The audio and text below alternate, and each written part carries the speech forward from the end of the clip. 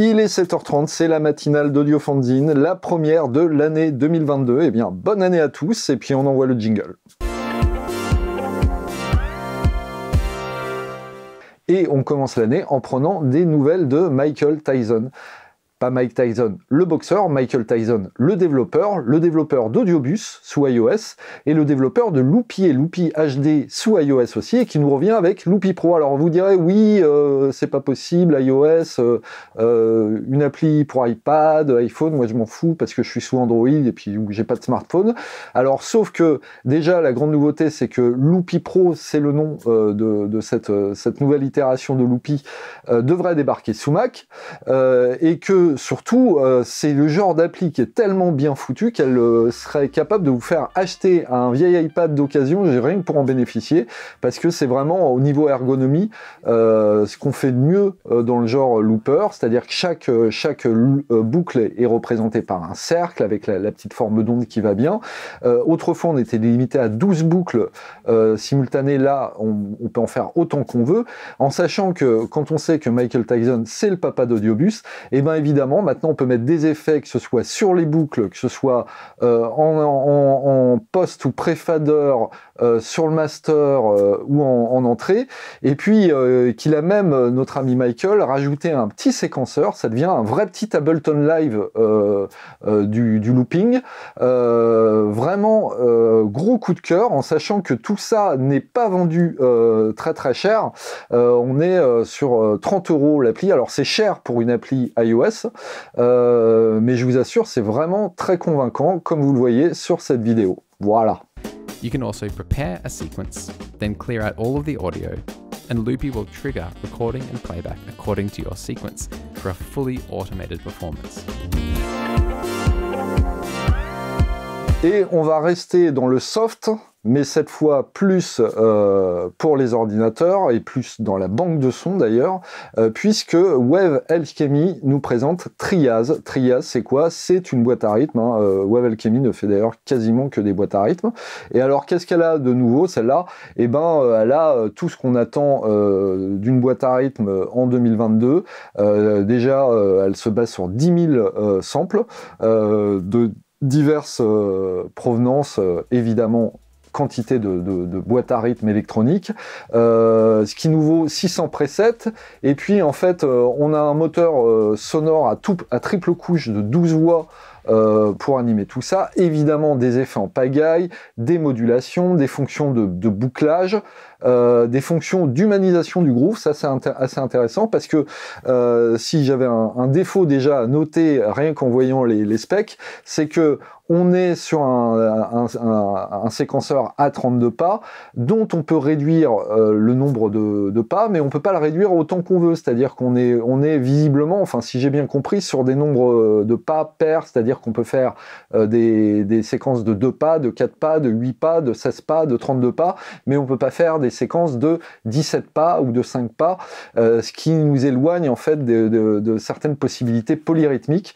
que moi j'adore, et je lance un appel d'ailleurs à tous les développeurs: pourquoi ignorez-vous les séquenceurs euclidiens? Les step séquenceurs, c'est super bien, mais c'est tellement old school, quoi, et ça nous fait des rythmes tellement carrés, et il suffit pas de mettre un bouton swing pour que tout à coup tout soit résolu. Les séquenceurs euclidiens, c'est tellement bien.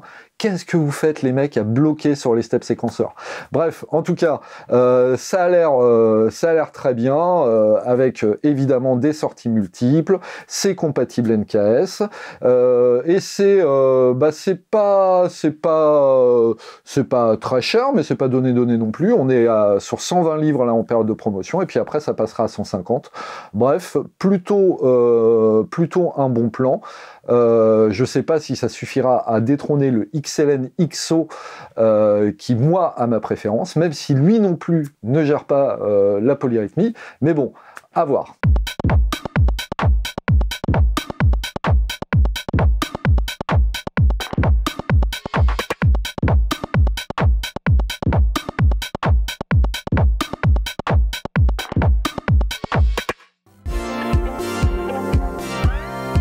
Et on poursuit avec Royer Labs.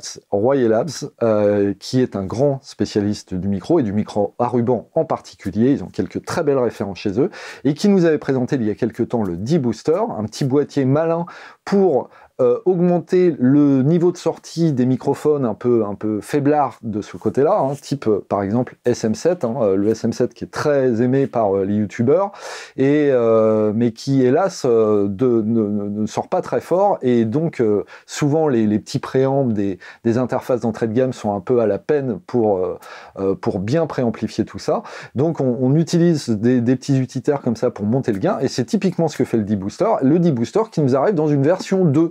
Et qu'est-ce qu'elle rajoute, cette version 2? Et ben, comme l'autre, elle permet toujours de brancher en fait un micro à ruban ou un statique ou même un dynamique, et d'augmenter en fait le niveau de 12 ou 20 dB, mais elle ajoute à cela une entrée DI pour gérer les instruments à haute impédance. Et voilà, donc très intéressant aussi, en sachant que bon, avec Royer, a priori, on peut s'attendre à de la super qualité. Alors c'est pas donné, hein, 300 $, mais si ça fait bien le job, ça peut être un accessoire qui va intéresser beaucoup de monde. Et on finit au rayon guitare avec la MXR M306.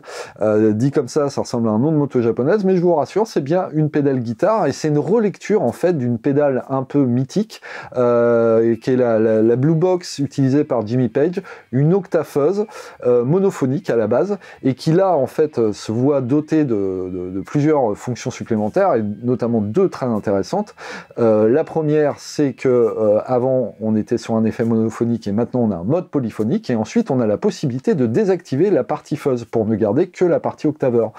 Et si vous combinez à ça la possibilité de régler en fait le niveau de chaque octave, vous avez deux sous-octaves et deux octaves sur le dessus, et que vous avez aussi un moyen d'introduire des modulations là-dedans, et bien suivant que vous êtes en mode monophonique, vous obtiendrez un phasing typique du Phase 90, hein, de la marque MXR, le fameux phaser popularisé par Van Halen, ou alors vous irez, si vous êtes en mode polyphonique, plutôt boxer du côté d'un Leslie, d'une simulation de HP rotatif. Bref, ça m'a l'air pas mal du tout, et surtout que le prix est assez intéressant, 200 $, en sachant que les octaveurs, déjà, c'est en général pas forcément donné. Là, les deux en un, et puis les sons sont vraiment très bien, il me semble. Voilà.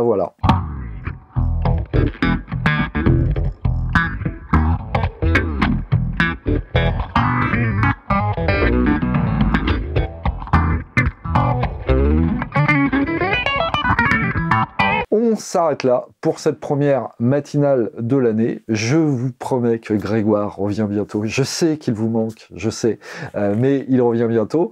M'est avis en tout cas que cette année va être sans doute remplie de nouveaux logiciels, mais que ce sera toujours un peu compliqué au niveau hardware, parce que les composants arrivent au compte-gouttes, ils ont décuplé leur prix, on entend même, et même on a des problématiques de transport, on entend même parler de conteneurs dont le prix serait multiplié par 20, donc c'est pour ça qu'il y a des difficultés d'approvisionnement sur certains produits, et donc je sais pas si on aura beaucoup de nouveaux matériels cette année, vu que les 3/4 des composants pour faire de l'électronique sont fabriqués de l'autre côté du monde.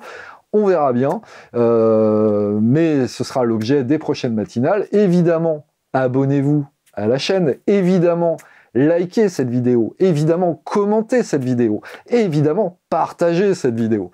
Voilà, moi je vous dis à la semaine prochaine, très bonne journée, très bon week-end, voilà, ciao!